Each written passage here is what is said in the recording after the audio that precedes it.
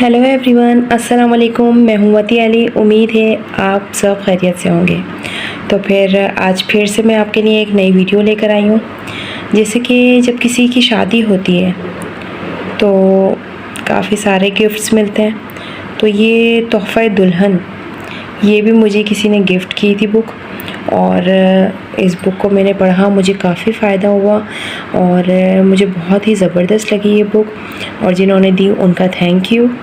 तो आज से मैंने सोचा कि क्यों ना मैं ये बुक ख़ुद पढ़ रही हूँ, मुझे काफ़ी फ़ायदा है, तो क्यों ना मैं आप लोगों के साथ भी शेयर करूँ। तो आज मैं आप लोगों के एक दुल्हन के लिए 10 वसीयतें हैं जो कि मैं आप लोगों के साथ शेयर करने वाली हूँ, और इंशाल्लाह अगर मुझे मौका मिला तो मैं ये पूरी बुक आप लोगों के साथ शेयर करूँगी थोड़ी थोड़ी करके। ठीक है, तो चलिए स्टार्ट करते हैं।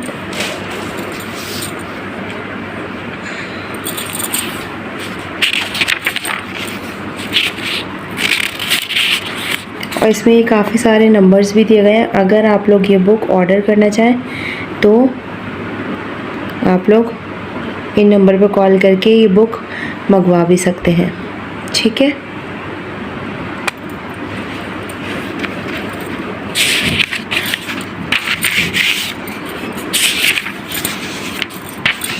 ये देखिए काफ़ी सारे टॉपिक्स हैं भाई। जब आप पढ़ने बैठेंगे ना, और वैसे भी मुझे बुक पढ़ने का शौक़ है, तो मुझे तो काफ़ी ज़बरदस्त लगी।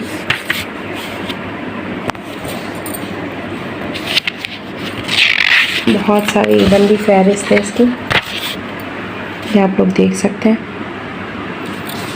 तो अभी तो मैं आपको डायरेक्ट उधर लेके चलती हूँ जो आज मैं टॉपिक शेयर करने वाली हूँ आप लोगों के साथ। ठीक है जी,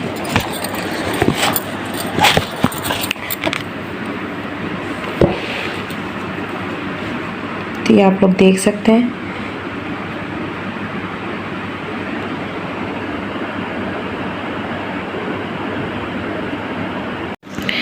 तो चलिए स्टार्ट करते हैं। पहली वसीयत इस बुक की जो दी गई है एक दुल्हन के लिए, तो वो आप लोगों के साथ शेयर करती हूँ। तो ये है पहली वसीयत, ये आप लोग देख सकते हैं।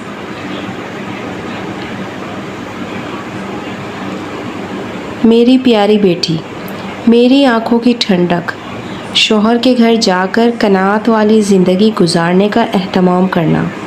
जो दाल रोटी मिले इस पर राज़ी रहना। जो रूखी सूखी शौहर की खुशी के साथ मिल जाए वो इस मुर्ग़ पुलाव से बेहतर है जिसका तुम्हारे इसरार करने पर उसने नाराज़गी से इंतज़ाम किया हो। इस वसीयत पर अमल करने के लिए नमाज़ों के बाद ये दुआ मांगिए।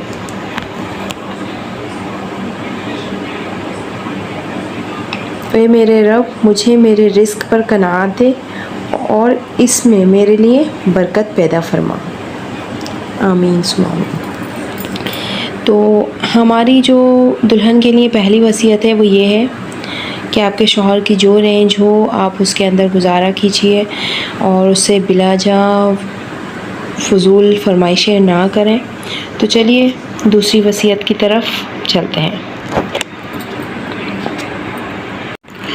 जी, तो आ गए हैं हम अपनी दूसरी वसीयत की तरफ।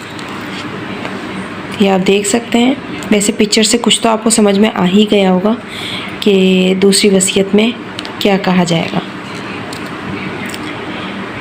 मेरी प्यारी बेटी, इस बात का ख्याल रखना कि अपने शौहर की बात को हमेशा तवज्जो से सुनना और इसको अहमियत देना, और हर हाल में इनकी बात पर अमल करने की कोशिश करना।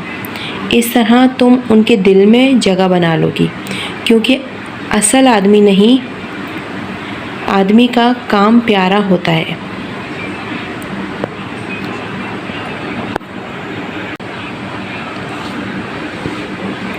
जी, तो तीसरी वसीयत है अपनी ज़ीनत और जमाल का ऐसा ख्याल रखना कि जब वो तुझे निगाह भर के देखे तो अपने इंतखाब पर खुश हो, और सादगी के साथ जितनी भी मुकद्दर हो जाए खुशबू का एहतमाम ज़रूर करना।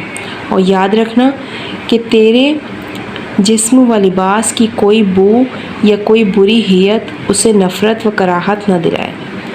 इस वसीयत पर अमल करने के लिए ये दुआ मांगती रहें।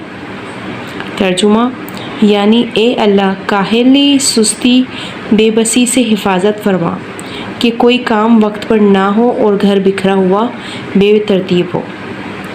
اب ہم چلتے ہیں اپنی چوتھی وصیت کی طرف۔ جی یہ تو آپ سمجھ گئے ہوں گے کیا رکھا ہوا ہے، یہ سرما ہے شاید۔ چلیں چوتھی وصیت کی طرف چلتے ہیں۔ اپنے شوہر کی نگاہ میں بھلی معلوم ہونے کے لیے اپنی آنکھوں کو سرمے اور کاجل سے حسن دینا، کیونکہ پرکشش آنکھیں پورے وجود کو دیکھنے والی نگاہوں میں ججا دیتی ہیں۔ غسل اور وضو کا اہتمام کرنا کہ یہ سب خوشبو ہے، اچھی خوشبو ہے اور نظافت کا بہترین ذریعہ ہے۔ اس وصیت پر عمل کرنے کے لیے وضو کے بعد اس دعا کا اہتمام کرنا۔ ترجمہ اے اللہ مجھے توبہ کرنے والوں اور طہارت حاصل کرنے والوں میں سے بنا دے۔ اس دعا کو مانگتے ہوئے یہ نیت کریں کہ اللہ تعالیٰ دل کو شرک، حسد، بغض اور کینہ سے بھی پاک کر دے۔ تو چلیے ہم چلتے ہیں پانچویں وصیت کی طرف۔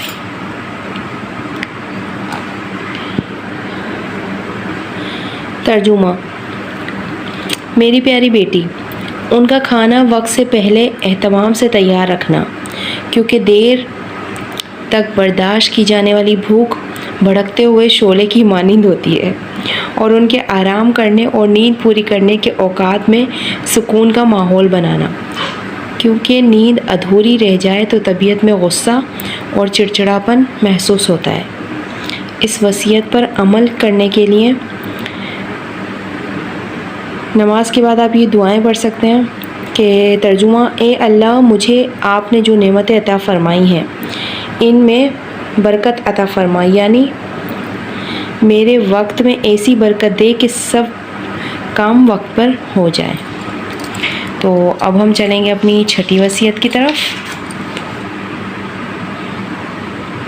چھٹی وصیت، اور اس کی تصویر سے کچھ تو سمجھ گئے ہوں گے آپ لوگ۔ ان کے گھر اور ان کے مال کی نگرانی، یعنی ان کے بغیر اجازت کوئی گھر میں نہ آئے، اور ان کا مال لغویات، نمائش و فیشن میں برباد نہ کرنا، کیونکہ مال کی بہتر نگہداشت حسن انتظام سے ہوتی ہے اور اہل و عیال کی حفاظت حسن تدبیر سے۔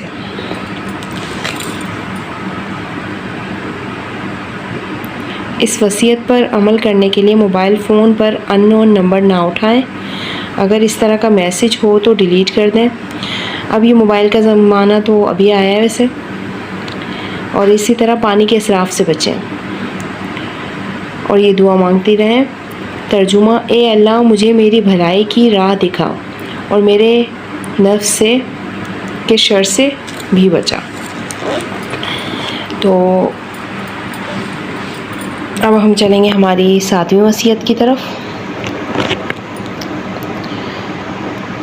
اپنے شوہر کی رازدار رہنا اور ان کی نافرمانی نہ کرنا، کیونکہ ان جیسے باروب شخص کی نافرمانی جلتی پر تیل کا کام کرے گی، اور تم اگر اس کا راز اوروں کے ساتھ شیئر کرو گی، یعنی اوروں سے چھپا نہ رکھ سکی، تو اس کا اعتماد بھی تم پر سے ہٹ جائے گا، اور پھر بھی اس کے دورخے پن سے محفوظ نہیں رہ سکو گی۔ جیسے کہ کسی نے کہا ہے to be trusted is greater than to be loved. اور اس وصیت پر عمل کرنے کے لیے یہ دعا مانگیں، اے سدا زندہ رہنے والے، اے سب کی ہستی قائم رکھنے والے، تیری رحمت کی فریاد ہے، میرے سارے معاملات درست فرما دے، اور پل جھپکنے کی مدت میں بھی مجھ کو میری جان کے سپرد نہ کر۔ تو اب ہم جائیں گے ہماری آٹھویں وصیت کی طرف۔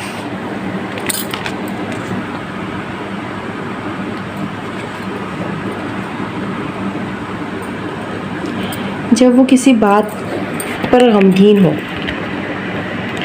جب آپ کے ہسبینڈ جو ہیں، آپ کے شوہر جو ہیں کسی بات پر غمگین ہو، تو اپنی کسی خوشی کا اظہار ان کے سامنے نہ کرنا، یعنی ان کے غم میں برابر کی شریک رہنا۔ شوہر کی کسی خوشی کے وقت اپنے چھپے ہوئے غم کے اثرات چہرے پر نہ لانا، اور نہ شوہر سے اس کے کسی رویے کی شکایت کرنا، ان کی خوشی میں خوش رہنا، ان کی سیر کو قہر نہ کرنا، ورنہ تم ان کے دل میں کو تشویش میں مبتلا کرنے والی شمار ہوگی۔ اس کے علاوہ آپ اپنے لیے یہ دعا بھی کرتے رہیں۔ ترجمہ یعنی اے اللہ میرے شوہر اور میری اولاد کو میرے لیے آنکھوں کی ٹھنڈک بنا، آمین۔ تو اب ہم چلتے ہیں ہماری نویں وصیت کی طرف۔ اس میں تو پھول بنے ہوئے ہیں کچھ، چلیے۔